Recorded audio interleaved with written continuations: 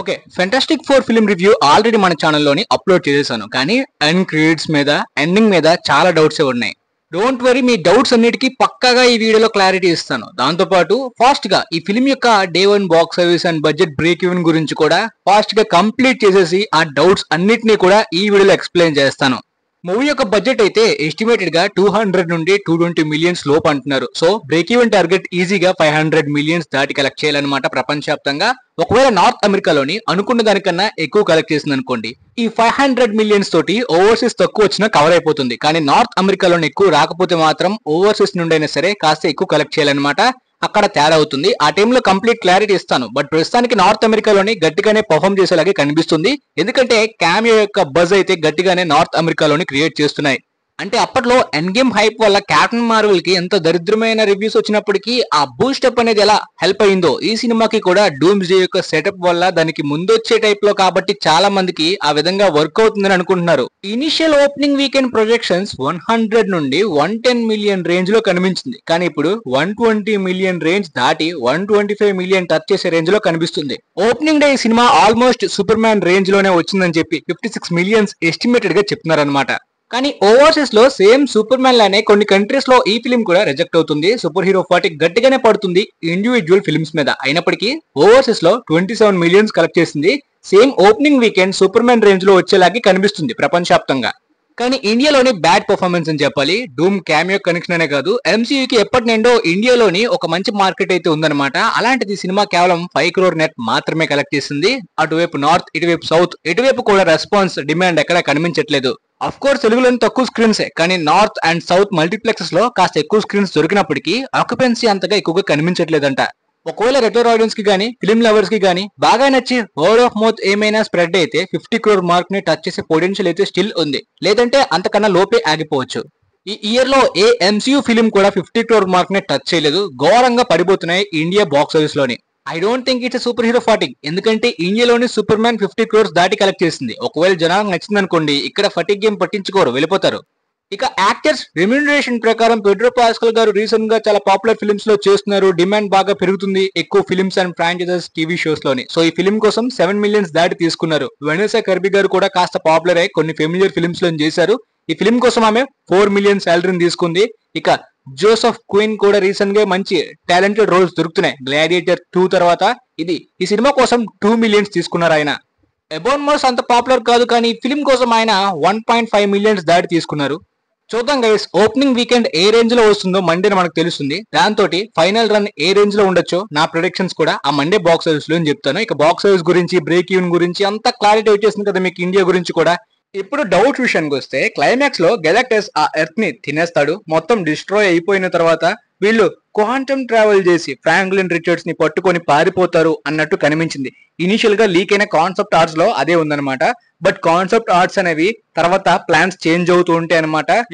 Initial గా అనుకున్న script and plan ని ఈ కాన్సెప్ట్ ఆర్ట్స్ తర్వాత కూడా మళ్ళీ చేంజెస్ చేస్తారనమాట. ఆ విధంగా ఈ ఫిల్మ్ లో చాలా సీన్స్ ని డిలీట్ చేయడం గానీ, రీషూట్స్ చేయడం గానీ కామన్ గానే జరిగింది చాలా ఫిల్మ్స్ కి జరిగినట్టు.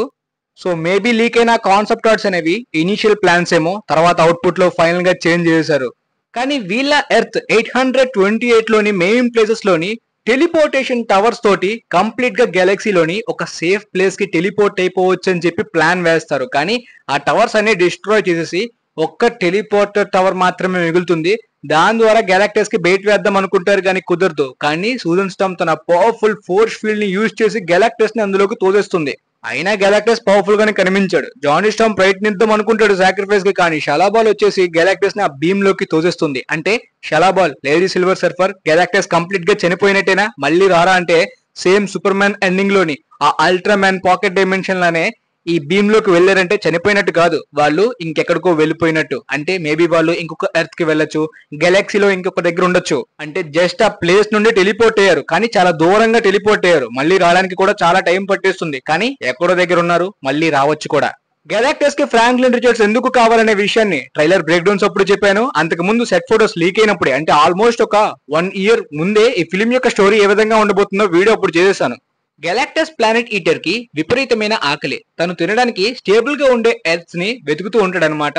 తన హెరల్డ్ సిల్వర్ సర్ఫర్ వెళ్లి అతనికి తినడానికి సదుపాయంగా ఉండేలాంటి ప్లానెట్స్ ని చూసి పెడుతుంది. In fact male silver surfer Norman read ఉంటాడు, కానీ ఇక్కడ lady silver surfer alternative reality కాబట్టి షలాబాల్ ని చూపించారు. నార్మన్ రీడ్ అండ్ షలాబాల్ ఇద్దరు కూడా లవర్స్ అన్నమాట. కామిక్స్ లో ఆ అమ్మాయిని వదిలేస్తానంటే నేను నీకు హెరల్డ్ గా వస్తానని చెప్పి ఆ విధంగా మేల్ సిల్వర్ సర్ఫర్ వస్తాడు. ఇక రీడ్ రిచర్డ్స్ కొడుకు ఫ్రాంక్లిన్ రిచర్డ్స్ చాలా పవర్ఫుల్ మ్యూటెంట్ అనమాట. అప్కమింగ్ గా రాబోతున్న మ్యూటెంట్ సాగాని తనే లీడ్ చేస్తాడు అని కూడా చెప్పొచ్చు. ఎందుకంటే చాలా పవర్ఫుల్ మ్యూటెంట్ అండ్ తను డిఫరెంట్ గా న్యూ రియాలిటీస్ ని క్రియేట్ చేయగలడు, న్యూ పాకెట్ డైమెన్షన్స్ ని క్రియేట్ చేయగలడు.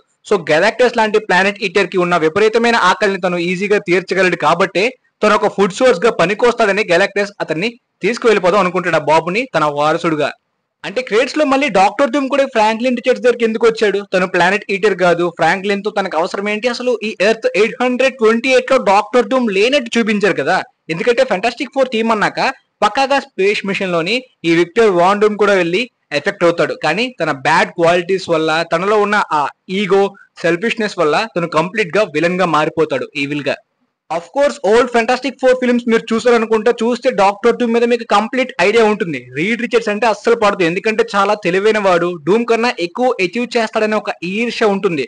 సో ప్రపంచంలోని అందరికన్నా తెలివైన వాడైన రీడ్ రిచర్డ్స్ కన్నా నేనే తెలివైన వాడిని ప్రూవ్ చేసుకోవడానికి డాక్టర్ డూమ్ ఆ ఈగో, సెల్ఫిష్నెస్ ఎక్కువ అయిపోవడం వలన ఈవిల్ గా మారిపోతాడు. కానీ ఈ ఎర్త్ 828 లోని విక్టర్ వాన్ డూమ్ లేనప్పుడు రీడ్ రిచర్డ్స్ కి విక్టర్ వాన్ డూమ్ కి క్లాష్ అలా అవుతుంది. అసలు ఈ మెయిన్ ఎవెంజర్స్ ని లీడ్ చేసేది ఈ రీడ్ రిచర్డ్స్ అని చెప్పి డైరెక్టర్ మ్యాట్ షాక్మెన్ కూడా కన్ఫర్మ్ చేసేసారు. అండ్ ఈ సాగాకి మెయిన్ విలన్ కూడా డాక్టర్ డూమే. కానీ వీళ్ళిద్దరూ ఒకే యూనివర్స్ లో ఉంటేనే కనెక్షన్, రిలేషన్ ఉంటుంది కదా. కానీ ఫిల్మ్ లో అలా చూపించలేదంటే క్లెవర్ గా ఈ సినిమాలోని డాక్టర్ డూమ్ ఫ్లాష్ బ్యాక్ ని హైడ్ చేశారు. ఒక సీన్ లోని యునైటెడ్ నేషన్స్ ఛాంబర్స్ దగ్గర లాట్వేరియా అనే నేమ్ ప్లేట్ కూడా ఉంటుంది. ఈ విక్టర్ వాన్ డూమ్ ఆ లాట్వేరియనే. చాలా ఫిల్మ్స్ లో మనం ఇంతకు ముందు కూడా చూసాం కదా, ఆల్సో కామిక్స్ లో కూడా. సో ఈ మ్యాడ్ సైంటిస్ట్ ఈ ప్రపంచంలో లేనప్పుడు లాట్వేరియా అనే నేమ్ ప్లేట్ ఎందుకుంది? సో పక్కాగా ఆ డాక్టర్ డూమ్ ఈ ప్రపంచానికి చెందినవాడే అయి ఉంటాడు అనమాట. ఫ్లాష్ బ్యాక్ లో ఫెంటాస్టిక్ ఫోర్ కి పవర్స్ ఎలా వచ్చాయి, వాళ్ళు సూపర్ హీరోస్ గా ఎలా మారారనే దాని గురించి మాత్రమే చూపించారు. కానీ వాళ్ళు డాక్టర్ డూమ్ ని ఎదుర్కొన్నట్టు, వీళ్ళతో పాటు ఆ స్పేస్ మిషన్ లోకి డాక్టర్ డూమ్ కూడా వెళ్ళినట్టు ఎక్కడా కూడా మెన్షన్ చేయలేదు. ఇక్కడ నాకు అనిపించే థియరీ ఏంటంటే 2015 ఫెంటాస్టిక్ ఫోర్ రీబూట్ లానే వీళ్ళందరూ కూడా స్పేస్ మిషన్ కి వెళ్తారు, కానీ డాక్టర్ డూమ్ తిరిగి రాడు, వీళ్ళు మాత్రమే తిరిగి వచ్చి ఉంటారు. సో డాక్టర్ డూమ్ అక్కడ చనిపోయాడు అనుకుంటారు, కానీ ఈ పవర్ఫుల్ గా, ఈవిల్ గా మారి ఈ విధంగా తిరిగి రావచ్చు. ఎస్, ఆ ఒరిజినల్ ఫిల్మ్ లో గానీ, కామిక్ ఆరిజిన్ లో గానీ ఈ విక్టర్ వాన్ డూమ్ కి సూజన్ అంటే కాస్త ఎఫెక్షన్, అదే క్రష్ అయితే ఉంటుంది. కానీ రీడ్ ఆమెని పెళ్లి చేసుకోవడం మరి కాస్త ఈర్ష పడిపోతాడు అనమాట. అంటే ఇప్పుడు ఆ ఈర్ష ఉండడం వల్లనే వీళ్ళ కాపురంలోని చిచ్చు పెట్టడానికి డూమ్ వచ్చాడా అంటే అసలు కానే కాదు. కానీ వీళ్ళ మధ్యన ఈ సేమ్ ఎర్త్ రిలేషన్ ఉంటేనే వాళ్ళ బ్యాటిల్ లోని ఆ కనెక్షన్, ఎమోషన్ అనేది ఉంటుంది. కాబట్టి పక్కాగా డాక్టర్ డూమ్ ఈ ఎర్త్ 828 కి చెందినవాడే. కానీ అందరూ చనిపోయాడు అనుకుంటారు, ఈ విధంగా తిరిగి వస్తాడు, వచ్చి ఫ్రాంక్లిన్ రిచర్డ్స్ ని కిడ్నాప్ చేస్తాడు. అవును, ఆ సీన్ లో అలా ఆడుకుంటున్నాడు. ఈవెన్ సూజన్ స్టామ్ గానీ, రీడ్ రిచర్డ్స్ గానీ ఎంత ప్రయత్నించినా డూమ్ అక్కడ ఆపలేరు. డూమ్ ఈజీగా బిడ్డని కిడ్నాప్ చేసి పట్టుకెళ్ళిపోగలడు. ఇదేమైనా టాలీవుడ్ సినిమానా పిల్లల్ని కిడ్నాప్ చేయడం అని అనుకోకండి. ఇక్కడ ఫ్రాంక్లిన్ రిచర్డ్స్ యొక్క ట్రూ పొటెన్షియల్ డూమ్ కి తెలిసిపోయింది. మెయిన్ ఈవెంట్స్ జరిగి 4 years తర్వాత మిడ్ క్రెడిట్స్ టైం అనేది స్టార్ట్ అవుతుంది అనమాట. సో ఈ గ్యాప్ లోనే ఫ్రాంక్లిన్ రిచర్డ్స్ యొక్క పవర్ గురించి అండ్ చనిపోయిన వాళ్ళ అమ్మని ఆ ఫ్రాంక్లిన్ ఏ విధంగా బ్రతికించాడని, దాంతో పాటు తను న్యూ రియాలిటీస్ ని క్రియేట్ చేయగలడనే పొటెన్షియల్ ని తెలుసుకున్న డూమ్ ఆ బాబుతో చాలా అవసరం ఉందని పట్టుకెళ్తాడు. ఎందుకంటే మల్టీవర్స్ ఆల్మోస్ట్ డిస్ట్రాయ్ అయిపోయే సిచ్యువేషన్ వచ్చేస్తుంది. అండ్ సీక్రెట్ వార్స్ స్టోరీలానే ఈ మల్టీవర్స్ ని సేవ్ చేయాలనే డూమ్ అనుకుంటాడు అనమాట. అవును, ఈ మల్టీవర్స్ సాగాలోని ఆ మల్టీవర్స్ డిస్ట్రాయ్ అవబోయే థ్రెట్ ని అందరూ కూడా ఫేస్ చేస్తారు. 2 ఎర్త్స్ కొలైడ్ అవుతాయి అనమాట, ఇన్కర్షన్స్.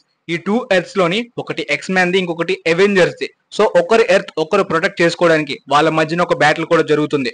అదే మనం డూమ్స్ డేలో చూడబోతున్నాం. ఈ ఇన్కర్షన్స్ వల్ల కంప్లీట్ గా చాలా ఎర్త్స్, రియాలిటీస్ అన్ని కూడా డిస్ట్రాయ్ అయిపోతాయి, ముక్కలు ముక్కలు అయిపోతాయి కదా. డూమ్ ఆ ముక్కలు అయిపోయిన వాటన్నిటిని కూడా ప్యాచ్ వర్క్ ప్లానెట్ గా, అంటే ఒక న్యూ బ్యాటిల్ వరల్డ్ అయితే క్రియేట్ చేస్తాడు సీక్రెట్ వార్స్ కామిక్స్ లోనే. అండ్ ఇప్పుడు ఈ సీక్రెట్ వార్స్ లో కూడా అదే జరగచ్చు. లీక్ అయిన కాన్సెప్ట్ ఆర్ట్స్ టైంలోనే మీకు దీని గురించి క్లియర్ గా ఎక్స్ప్లెయిన్ చేశాను. ఈ ప్యాచ్ వర్క్ ప్లానెట్ ఏంటి, ఈ బ్యాటిల్ వరల్డ్ ఏంటి, అండ్ లీక్ అయిన సెట్ ఫోటోస్ అప్పుడు కూడా ఎక్స్ప్లెయిన్ చేశాను డూమ్స్ డే గురించి. పోతే కామిక్స్ ప్రకారం అయితే బియాండర్స్ దగ్గర ఉన్న ఆ పవర్ ని అయితే డూమ్ దొంగలించడానికి ఈ మాలిక్యూల్ మ్యాన్ ని బెయిట్ గా వాడుకొని బియాండర్స్ దగ్గర ఉన్న పవర్స్ ని దొంగలిచ్చి గాడ్ ఎంపరర్ డూమ్ గా ఈ బ్యాటిల్ వరల్డ్ ని క్రియేట్ చేస్తాడు. అంటే ఆ ఎర్త్ కి తనే దేవుడు, తనే ఎంపరర్. అండ్ క్యాంగ్ స్టోరీ ఖతం చేశారు కాబట్టి క్యాంగ్ ని డూమ్ డిస్ట్రాయ్ చేసేలాగా ఒక స్మాల్ క్యామియో ఉండొచ్చు, కానీ కంప్లీట్ గా ఈ బియాండర్స్ ని క్యాంగ్ వేరియంట్స్ గా ఇనిషియల్ గా పెట్టుకున్న ప్లాన్ ప్రకారమే చూపిస్తారని నేను చెప్పలేను. సో లేకపోవచ్చు.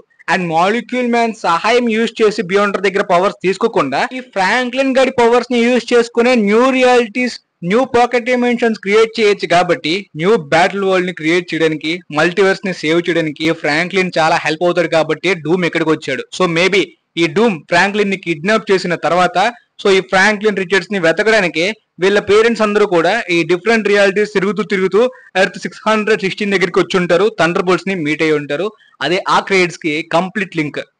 ఇన్ఫాక్ట్ లీక్ అయిన కాన్సెప్ట్ ఆర్ట్స్ లో డూమ్ బ్యాటిల్ వరల్డ్ క్రియేట్ చేసిన తర్వాత ఫ్రాంక్లిన్ రిచర్డ్స్ తో పాటు ఈ సూజన్ స్టాంగ్ కూడా కంప్లీట్ గా బ్రెయిన్ వాష్ అయిపోయి డూమ్ దగ్గరే ఉంటుందన్నమాట. ఎందుకంటే ఆ బ్యాటిల్ వరల్డ్ క్రియేట్ అయిన తర్వాత వీళ్ళెవరికి కూడా గతం గుర్తుండకుండా ఇప్పుడు ఉన్న మనకి ఈ దేవుడు డూమే ఈ ప్రపంచాన్ని క్రియేట్ చేశాడు అనే భ్రమలో కూడా చాలా మంది ఉంటారు.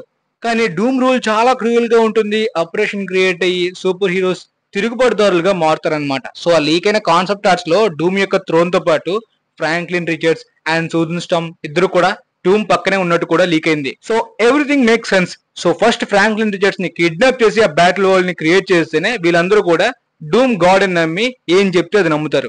సో మరి చూద్దాం. ప్రస్తుతానికైతే నాకు అనిపించే థియరీ ఇది. మీకైతే కంప్లీట్ గా ప్రతి ఒక్కటి అర్థమైంది అనుకుంటున్నాను. ఇంకేమైనా డౌట్స్ ఉంటే ఫిల్మ్ లో కానీ సాగాలో కానీ కామెంట్ సెక్షన్ లోని క్లియర్ గా అడగండి, లేదంటే ఇన్స్టాలో మెసేజ్ చేయండి.